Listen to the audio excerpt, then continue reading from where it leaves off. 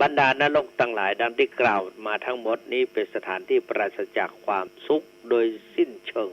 ต่อไปเข้าไปตอนนี้เขาเคลื่อนไปหาเปรตแถมฝูงหนึ่งเป็นเปรตเพศผู้หญิงแต่ว่าบ่มีเสื้อผ้าสักชิ้นที่จะปันกายและก็ทรงในตัวมีตัวทรงกลิ่นเหม็นนักหนาทั่วสัพพางกายมีแมลงวันไต่ตอมอยู่เป็นหนาแน่นร่างกายผอมโซหาเนื้อหาเลือดในร่างกายบ่มีเลย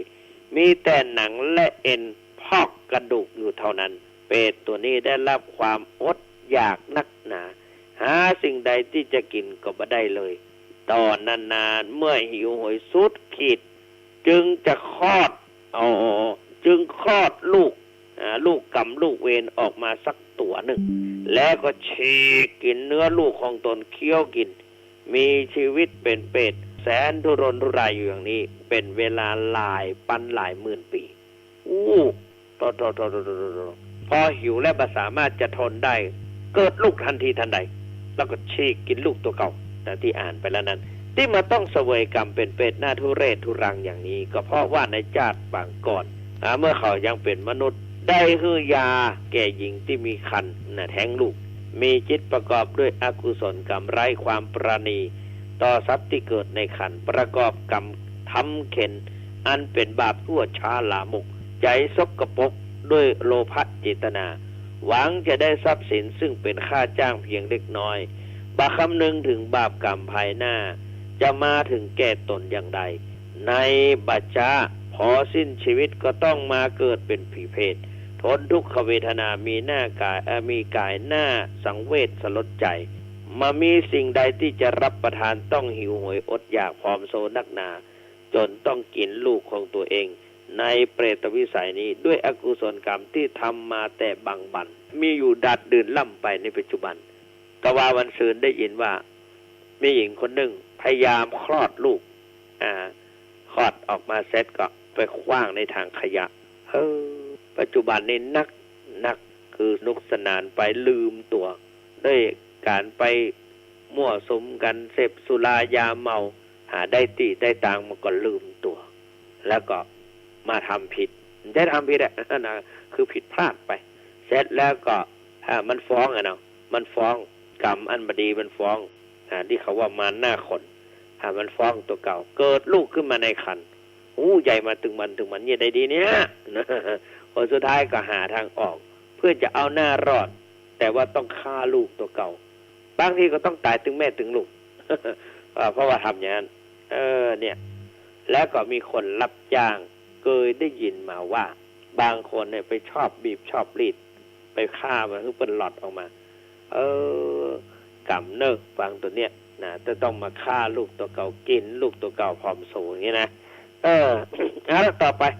ปว่าซ้ำเพิ่นมาดีเดี๋ยวฟังขึ้นน่ากลัวกันเนาะไปมาแล้วก็เกิดความกลัวขึ้นมาแล้วก็จะมาทำนะฮะบางคนก็ถามว่าถ้าทำไปแล้วเมื่อก่อนมันโมโหเรียนยังไงดีท่านเขาก็จะแก้กรรมได้ก่อนพระเจ้าขอกรรมมุนาพัตติโลโกสัตว์โลกย่อมเป็นไปตามกรรมก็มันทำความดีไว้ก็แล้วกันเนาะเพราะว่าสี่เท้ายังรู้พลาดนักปราชญ์ยังรู้พังคนบ่ได้ระวังก็ย่อมเป็นธรรมดานะก็มีคนมีสมัยก่อนตอนอยู่ที่ไหนบอกมีเพื่อนคนหนึ่งทำผิดพลาดจนศีลขาดมาใจเป็นตุเจ้าแต่ก็นุ่งห่มเป็นตุเจ้าเข้ามาบอกด้วยความเขาก็อินดูกำลังเฮียนอยู่ประจบเนาะจะบอกซึกเฮียก็หางเฮียนประจบกำลังปี2ปี3เฮียนก็ได้เกรดจัดดีนะเฮียนเก่งกว่าเฮาได้เกรดมาอย่างน้อยได้เกรด B ได้ B บวกซ้ำยังต่ำนะได้ B บวกเฮายังมี C มี D เลยบางวิชายังได้ช่อมได้ซ่อมได้ช่อมมันคือแปลว่าเป็นช่อมได้ซ่อมสันสกฤตได้ซ่อมเนี่ยคณิตศาสตร์ซ่อมเนี่ยวิทยาศาสตร์ได้ดีเกียรตินิยมต้องถึงอะไรนี้จะผ่านมาผ่านแล่2ปีที่2จะขึ้นปีที่3จะผ่านก่อนอีกนะอันนี้ก็เป็นปัญหาเพราะฉะนั้นก็เพื่อนคนนี้เขาเก่งในด้านการเรียนแต่ว่าการที่ผิดพลาดนั้นมันจะผิดพลาดอะไรอย่างมีนักเรียนมาขายหนังสือพวกผู้หญิง แต่งตัวมาขายหนังสือขายหนังสือเป็นหนังสืออย่างต่างๆเนี่ยคำกรอย่างนี้เนี่ยแล้วก็บุคคลสำคัญในโลกของโลกเนี่ยรวมๆกันเนี่ยเพื่อนชอบเนาะเวลาได้หนังสือดีๆมาอู้คือฟังโอ้หนังสือดีอย่างเงี้ยอย่างวันเดียวเนี่ยอาตมาเนี่ยได้ไฮสไตล์นะไอสไตล์เนี่ยเขามาถวายจะเขาละโยมสุภาพรโยมแหนงร้านนั้นถ้าขว้างในตัวเมืองเชียงใหม่ซื้อมาถวายหลายเล่มเบิดหนึ่งแล้วก็มีอย่างนั้นก็อย่างก็เปิดห้องว่า7 อุปนิสัยให้วัยรุ่นเป็นเลิศเนี่ยก็หันว่าเจ้าคุณสุวรรณเมธีเป็นนักเทศน์นักสอนก็หนังสืออันนำสมัยมาฮือแล้วหนังสือที่นำมาเสนอเนี่ยก็ไม่ได้ซื้อ เคยได้ซื้อสักตัวก็ไปกรุงเทพหมูปิดจะได้ไปในงานศพของเจ้าพระคุณสมเด็จพระพุทธชินวงศ์เปิ้นก็ไปกันห้าหลายๆนะ แต่ปรากฏว่าเปิ้นมาถามใครชื่อพระครูอาทรสุวรรณโมลีคะอาตมาอยากนี่เนาะมีหนังสือถวายท่านค่ะเนี่ยโอ้มาขอโอ้เป็นพระพรหมโมลียาวิราชยานวโลปรริยนธรรม9 ประโยชน์โลกัตถิปณิรู้เป็นกล้องนะเป็นกล้องมีอยู่หลายเล่มเจกหนอซาสีโง่ลักหลายเล่มนับมันอยู่ไกลตาบาหันที่1 2 3 4 5 6 7 8 9 10 11 เล่มประมาณ12 เล่มนี่แหละ เอามาถวายโอ้ยกึดอยากจะเอามาโอ้นักก็นักเขียน่าจะส่งไปถวายเจียงใหม่ใส่ทางไปรษณีย์ไปก็ดีเนาะเนี่ยเราต้องหิ้วมา ใส่ลังหิ้วมาสายยางอย่างเพื่อห้องยางอย่างก็ฟางเชือกฟางมันบาดมือจนมือดำเนี่ยมือเกี่ยวกับดำมันบาดมือเนี่ยแต่ก็มีเป็นประโยชน์เอามานั่งอ่านในขณะที่ว่ามาได้เรียนบาลีละเมื่อก่อนได้มาเมื่อมันจะมีโอกาสได้อ่านเพราะว่าวันก็กุ้มกับแปลบาลีบุตรแปลอย่างหนึ่งบุตรท่องอย่างหนึ่งมาเดี๋ยวนี้มันได้แปลบาลีละก็เอาเฉพาะที่สำคัญเอามาอ่านมาอย่างก็ไปเตื้อไปครั้งไปข่าวโอมเดียวนี่นะมานั่งคิดอายุเขาสักตั้งแต่ใดเนาะจะอ่านหนังสือเสี่ยงวะเนี่ยเป็นตู้ครับล่ะเป็นตู้กูอ่านหนังสือบ่หมดโอ้นั่งอ่านแต่ร่างกายก็บ่สู้ไงเนาะโอ้ใครอ่านแต่ก็มีงานอย่างอื่นไปเหี้ยแต่ก็ตั้งใจว่าจะอ่านจากนึงมันเซ็ตวางโครงการวางโปรแกรมไว้ดีๆโครงการไว้จะดีอย่างอื่นเข้ามาเห็นลืมไปอย่างนะ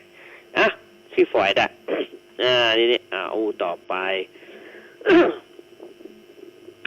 กรรมตี้เพราะว่าไปทำอย่าอู้ตะกี้ประสบกรรมตีเปื้อนได้เกรด B บวกขึ้นไปแกก็มาน้อยอกมองใจทำนองให้คิดมาดีจะฆ่าตัวตาย ว่าปัญญาธรรมนะเขาก็เลยเพื่อจะรักษาชีวิตคนแต่ก็แนะนำไปในทางพิจารณาว่าถามว่า เคยดูหนังจีนไหมเคยดูบอกว่าหนังจีนเรื่องหนึ่งนะตอนนั้นจำได้เนาะฮ่องเต้เนี่ยตอนเมื่อก่อนเนี่ยถูกไล่ฆ่าไล่ตายถูกไล่ฆ่า ต้องละหกละเหินไปอยู่สมสารไปอยู่ต่อจากนั้นก็ไปอาศัยคนเพื่อนคนหนึ่งเพื่อนคนนั้นก็ช่วยเหลือเกื้อกูลฝึกวิทยายุทธด้วยกันส่วนสุดท้ายเพื่อนก็ยอมมาต่อสู้เขาสามารถชิงบัลลังก์คืนได้สถาปนาให้เป็นฮ่องเต้มันเข้าหลงอำนาจหลงอำนาจแล้วก็เพื่อนจะมาอย่างต่างๆมาอย่างก็หาว่าเกินอำนาจขอเป็นองค์ขอเป็นอุรสสุวรรณเจ้าฝืนเจ้าก็บังอาจมาสอนข้าทหารก็จะลำไปประหารฝ่าบาททำอย่างนั้นไม่ได้นะกรุณายกโทษขอไม่รู้ขอเป็นอุรสสุวรรณก็เลยมาผิดเขาไม่ผิดขอเป็นอุรสสุวรรณพ ราะฉะนั้นท่านก็จงบอกว่าข้าไม่ผิดข้าเป็นโอรสสวรรค์สวรรค์ต้องการอย่างนี้ อยู่ต่อไปจะสอบได้ปริญญาตรีเกียรตินิยมเดี๋ยวนี้ศึกไปละโป้นไปละเขาก็ถ้าถามว่าท่านเป็นบาปก็เป็นเหมือนกันละแต่ก็มองว่าเยได้นะเพิ่นจะจบอยู่หันละขึ้นปี 3จะขึ้นปี 3จะขึ้นปี 4ละแต่มันพลาดท่าที่พลาดท่าเพราะอย่างเขาเอาหนังสือไปขายบอกว่าเป็นนักเรียนอย่างนั้นเอาหนังสือไปขายเปิดเข้าเรียนกันตัวมาเข้าเรียนแอบไปขายนั่นน่ะไปมามันมีหลายอาชีพเอาหนังสือบังหน้าแต่หนังสือมันได้กำไรน้อยก็เลยอย่างว่านั่นน่ะก็ทำให้เปื้อนพลาดไปแล้วแกก็ยอมรับตัวเดียวนั่นนะแต่ว่าตัวเดียวก็คือขาดบางครั้งเนี่ยเพราะว่าสิ่งควรหลีกคือความชั่วสิ่งควรกลัวคือความผิดพลาดไม่ผิดพลาดนะแก้ยากนะสิ่งอุบาทคือความขัดแย้งสิ่งร้ายแรงคือความมัวเมาสิ่งควรหลีกคือความชั่วนะเขาเป็นสิ่งที่บดีประทำเว้นหมาคือปอศอกเว้นวอกคือปอว่าเว้นสิ่งที่ปาลาบาปใบเว้นไก่ร้อยโยชน์พันโยชน์ครูบาอาจารย์สอนเราครูบาปันนั่นแหละสอนบาปันก่อเสลียมสูงนะสอนแหวกวินมาคือปอสองวินวอคือปอว่าวินปะคุณปาลาบาใบร้อยโยชน์พันโยชน์นะบักเวลาจะออกไปสอนอันหรอกครูบาบาจะพาสอนว่านะแหวงมึงจะไปอยู่กรุงเทพกูขออย่างหนึ่งได้ขออย่างมึงจะไปหายจะไปสุกซนปีนไปกำแพงเนอกุดไปสุดต่างเอาครูบาก็หูเอาขึ้นต้นไม้ขึ้นมาได้มีกิ่งมีง่านี่กำแพงมีกิ่งมีง่าเขาจะขึ้นได้อย่างนั้นล่ะเขาก็บ่เคยไม่ได้ใส่อันขึ้นไปขึ้นมาไปคำสอนว่าจะไปนอกกฎระเบียบของวัดของวาเปิ้นเนอจะไปก้าวกายจะไปข้ามกายรักธรรมวินัยเนอคืออยู่ในกรอบเนอเหมือนกับว่าวินัยเป็นรั้วหรอกรั้วกั้นความผิดพลาดถ้าเอาไปปีนป่ายหัวปานป่ายกำแพงก็แสดงว่ากล้าล่วงละเมิดศีลธรรมวินัยคนสมัยก่อนเพื่อสอนเนาะแต่ว่าสอนทั่วไปคำบ่ฮู้เรื่องก็มีเหมือนกันนะกว่าจะได้กึดได้พุทธหลายปีเนี่ยมึงจะไปปีนป่ายกำแพงเนยไอ้อย่างเนี่ยนะขับแล้วก็ออกไปก็งงไปสุดต่างแล้วก็คำสอนนี่เวลาอย่างพวกก็กึดถึงครูบาพระบัตรภาก็คำสอนอันเนี้ยโซดเข้ามาต่อมาถึงจุดหนึ่งง่ายเงียบกำแพงนี่ก็เดียแต่เขาก็ไม่ได้ก้าวไก่ไม่ได้ปีนป่ายกำแพงเนี่ยจึงมีวันนี้ได้มีเปรตจำพวกหนึ่งไม่มีรูปร่างเหมือนสัตว์ที่มีชีวิตทั่วไปแต่เป็นรูปก้อนเนื้อเป็นจีนเป็นตินจินใหญ่พ่องตินน้อยพ่องกองอยู่เป็นย่อมมีแรงมีกามีนกตะกุมเข้ามากินอยู่ในโลกเปรตได้จิกกินอย่างวุ่นวายเนื้อก้อนนั้นได้แต่ร้องครวญครางโอดคือมีเสียงดังขึ้นมาเนาะนะแต่มันมีปากเมียงถามว่าเป็นไปได้อย่างไรมีได้กะมันร้องดังขึ้นมามีเสียงเนาะมีเสียงออกมาที่หลายคนวางได้จะฟังละมีเสียงออกมาแต่บ่ฮู้น่ะมีคนหนึ่งมาบอกคือฟังกับสมมาตรนะเรื่องซาเด็กเฮ้ยละคนลุกซาเด็กว่ะคนนั้นเป็นคนที่มีอายุพอสมควรก็ว่าเพื่อจะเป็นคือฟังกันมากันไปกันมาเข้าคอกันเนาะก็เรื่องซาเด็กเขาก็ว่าเกยเหมือนกันแล้วมาละสมัยเป็นเน้นน้อยละเนาะเป็นตู้น้อยเน้นน้อยละไปบ้านเขาคือกินมันจะบอกพ่อแม่ให้กินนะคนอื่นน่ารักคือกินก่อนตั้งให้มาก็มีโอกาสกินทำเลยเนาะถามว่าอยากอยู่ก่อนก็ถึงเหมือนกันละแต่ว่ามีโอกาสแล้วเคยกินกันเนี่ยข้าเมื่อก่อนเคยกินขนาดแต่เดี๋ยวนี้ข้าต้องมากินวะเนี่ยข้าสะดุ้งเหรอนี่กินไปมันได้ยินเสียงมันมีวะเกี่ยวเลยได้ยินเสียงมันเสียงมันก้องขึ้นหัวหูเนี่ย เหมือนมีคนเหมือนเขาฟังไดโอดนี่แหละเหมือนฟังไดโอดมันฮ้องโอ้ยโอ้ยไปกำอ่ะมันเจ็บอ่ะรีบคายทันทีทันใดหรอกก็นึกว่ามีอันใดเนี่ยไปกินแถมก่อนดังแถมอ่ะแต่ให้มันกินเสียเดียวอ่ะกลัวอ่ะกินดิบที่มันเต้นยองๆแงๆระวังเรื่องให้กินนะถ้ามาฮ้อคลางอุกอักรีบคายทันทีตั้งให้มาจะไปกินซ้ำๆและประเดี๋ยวนี้มันต้องคางละมีโรคนะโรคพยาธินะโรคพยาธิโอ้น่ากลัวเนอะไอ้สุชาติอาริยะเนี่ยชาติปริยะเนี่ยเปิ้นมาอู้คือฟังโอ้ทุกพี่จะไปกินแทะสุชาติเนี่ยเปิ้นเป็นคนที่ซื่อสัตย์เป็นคนตรงเนี่ยเข้ามาพี่จะไปกินแทะมาวันใดมาอู้กัน กลัวทุกพี่ไปกินลาบกินซ่าเนาะโอ้พยาธินักขนาดเดี๋ยวนี้วะ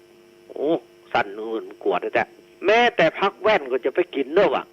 มีพยาธิในตับอีกอะมันน่าจะมีสักน้อยพักแว่นเขาเนี่ยวะปูน้อยจะไปกินแตะปูน้อยดิบได้เนาะโรคพยาธิมันมีก็หาบอกคือ2-3 วันเนี่ยสิ่งรอบกายเขาเป็นอันตรายไปหมดแต่ประเดี๋ยวนี้เขาก็ว่าเขาอยู่ในระหว่างอันตรายกับอาหารปฏิเตอร์หลวงพ่อทองหลวงพ่อเจ้าคุณพระเทพสิทธาจารย์เนี่ยหลวงพ่อทองสิริมังคโลเจ้าอาวาสวัดพระธาตุสีจอมทองเนี่ยบอกระวังเนอะคนเอาจะเจ็บไข้ได้ป่วยนะ1เปลี่ยนแปลงฤดู2